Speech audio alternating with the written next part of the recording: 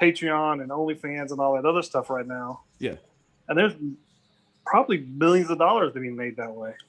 that's what I'm saying. It's So, I mean, I get the direction and mm, why I go that way, because that's definitely the way things seem to be going.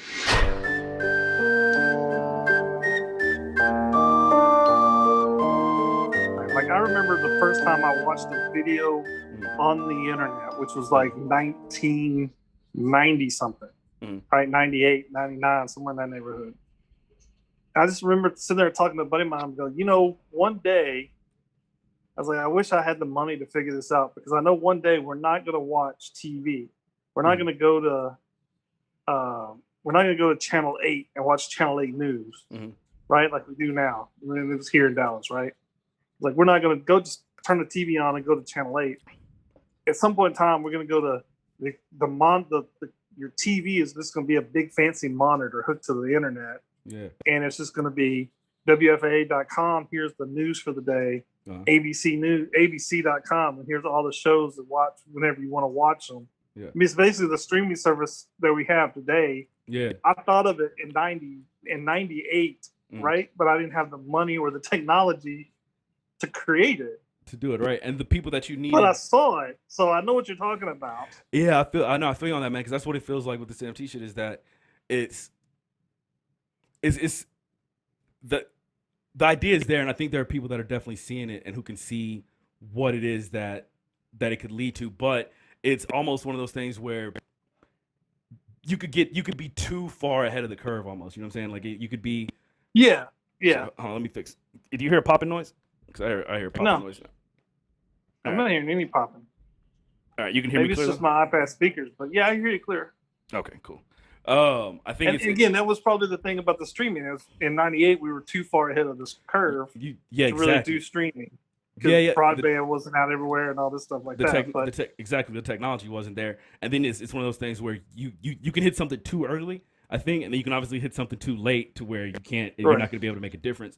And I think with this, it feels like we're getting it at the right time, where the technology and the infrastructure is there, but it's still not mainstream enough to where we can't compete. You can only have one John Bobbitt. The second guy whose wife cut his thing off doesn't get the full like the first guy. Bobbitt. Yeah, exactly. Yeah, no one gives a fuck about the second guy that gets his dick cut off, right? It's like, that's old news, man. Who cares about that? We cutting off butt cheeks now. We moved up. So I get it. But that's what I'm saying, man. Is I just think that at some point this is gonna be something, and we have a chance here to get in there and make some noise. But it all comes down to, at the end of the day, I guess, how strategic we can move right now. Because if we, like I said, and I'm the king of jumping out the window without a parachute, which has led me to some good things and put us in some certain positions that are now beneficial to us.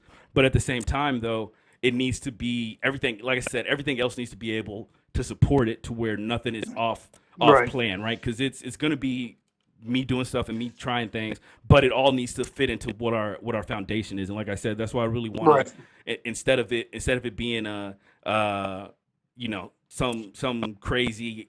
The thing I love about this is that with that year one plan that I've been telling you about that I have, it's for the first time that I can see how I want to get to where I want to be without any step along the way ending in, well, I need Netflix to take a chance on us, right? It's just like, oh, well, I gotta get this out there to enough people to where Amazon sees it and they're saying, oh, okay, well, let's give this guy some money, right?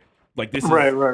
This is something that this NFT thing and the whole bigger picture that I see for it is something that it could live or die on how much work I put into it and how much, my own natural, like, creative talents or whatever, good or bad and end where it may be, but it doesn't require somebody to take a chance on it, which lets me be free, which is why I think so many other artists are like the actual people that are legit artists that have been doing it for way longer than I have. That's why I think they're flocking to it in droves right now. The ones that are able to get onto these platforms is because, they can see it as a way where they can own their art. They can do it their way, and it doesn't require someone taking a chance on you. And that like I said, will be what'll make it the space that'll draw in all the big name brands a year or two from now because authenticity. People, the brands come in for authenticity because authenticity has always sold since the beginning of time. Of course, the main thing is keeping them from taking that and making it inauthentic. So, like I said, it's going to be about threading the needle. Yeah. But I don't know.